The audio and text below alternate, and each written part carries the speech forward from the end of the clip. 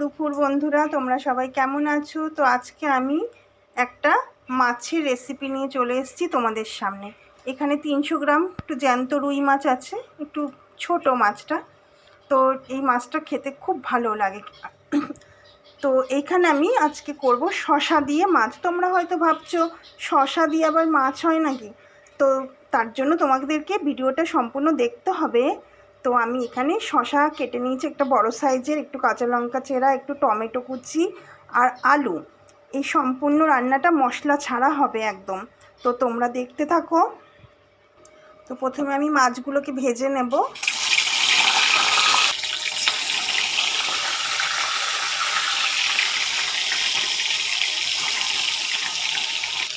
তো মাছগুলো আমার ভাজা হয়ে গেছে, এবারে উঠিয়ে নেব। এই যে মাছগুলো আমার সব ভাজা হয়ে গেছে। এরপর কড়াইতে দেবো একটু কালো জিরা ফোড়ন, আলুটাকে একটু ভালো করে ভেজে নিতে হবে। এরপর দেবো হলুদ, আমি 2 চামচ হলুদ দিলাম। এরপর দেবো টমেটোগুলো। এটা একবার করে দেখবেন, খুব সুন্দর হয় খেতে মাছের ঝোলটা। আমিও আগে জানতাম না, তো প্রথমবার ট্রাই করে দেখেছিলাম, বেশ ভালোই লাগে। তো আপনারা একবার ট্রাই করে দেখবেন, খুব সুন্দর লাগে শসা দিয়ে মাছের ঝোলটা। শুনতে অবাক লাগে কিন্তু খেতে খুব ভালো লাগে। তো দিয়ে দেবো আর দেবো 1 চামচ কাশ্মীরি লঙ্কার গুঁড়ো।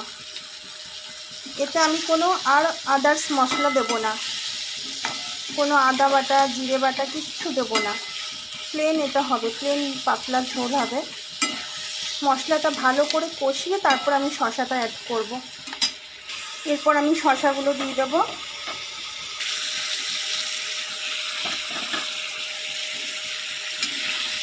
কিছুক্ষণ নাড়বো শসাটা দিয়ে, শসার কাঁচা গন্ধটা চলে যাবে।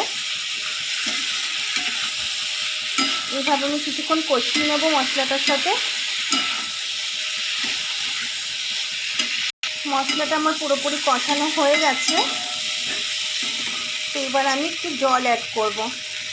আপনারা চাইলে আন্দাজ মতন জল দেবেন। কি সুন্দর হয়েছে দেখুন রঙটা।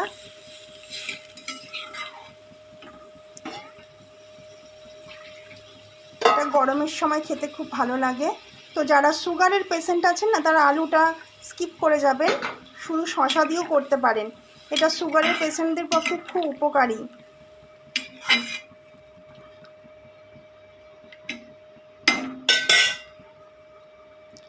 এবার দেবো 1 চামচ নুন। নুনটা আপনারা আপনাদের আন্দাজ মতন দেবেন। আমি এখানে 2 চামচ অ্যাড করলাম।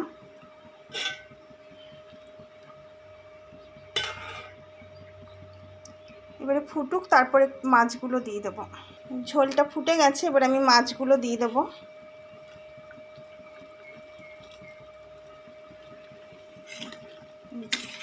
মাছগুলো দেওয়া হয়ে গেছে। এবারে আমি গ্যাসটা সিমে করে এটা ঢাকা দিয়ে দেবো। চলুন মাছের ঝোলটা হোক, এবার একটু শসার রায়তা বানাবো। আপনারা হয়তো ভাববেন আজকে সবই শসার আইটেম। কি বলুন তো, শসাগুলো না রেখে রেখে শুকিয়ে যাওয়ার থেকে তাই ভাবলাম একটু রায়তা বানিয়ে ফেলি। গরমের দিনে রায়তাটা বেশ ভালোও লাগে খেতে। একটু লঙ্কা কুচি দেবো আর দেবো দই। এই রায়তাটা না খেতে খুব ভালো লাগে।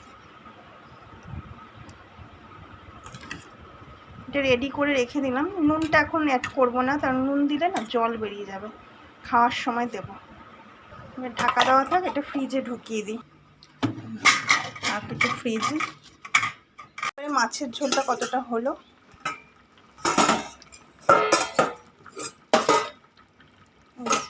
হয়ে গেছে মাছের ঝোল আমার রেডি। এখানে আলু শসা সব সেদ্ধ হয়ে গেছে। তো এবার এটা নামিয়ে নেব। তো বন্ধুরা দেখুন আমার রেডি হয়ে গেছে মাছের ঝোল। দেখতেও কত সুন্দর হয়েছে তাই না? খেতে লোভ লাগছে তো। তো চলে আসবেন আমার বাড়িতে দুপুরবেলা, সবাই একসাথে বসে লাঞ্চ করব। তো আপনারা হয়তো ভাবছেন যে দিদি ভাই এই রেসিপিগুলো আমি কেন ফেসবুকে দেখাই। তো কি বলুন তো, ফেসবুকে তো আমার অনেক পরিচিত বন্ধুরা আছে, যদি তাদের কোনো কাজে লাগে তাই আমি নতুন নতুন রেসিপিগুলো ফেসবুকে পোস্ট করি। আর আমার ইউটিউবেও চ্যানেল আছে, রান্নার একটা চ্যানেল আছে মৌসুমিস কিচেন, পারলে আপনারা একটা সাবস্ক্রাইব করবেন। ইউটিউবে গিয়ে সার্চ করলে দেখবেন আমার অনেক রান্নার ভিডিও পাবেন। তো বন্ধুরা, ভালো থাকবেন, সুস্থ থাকবেন, আজকের মতো রাখছি। ওকে, বাই।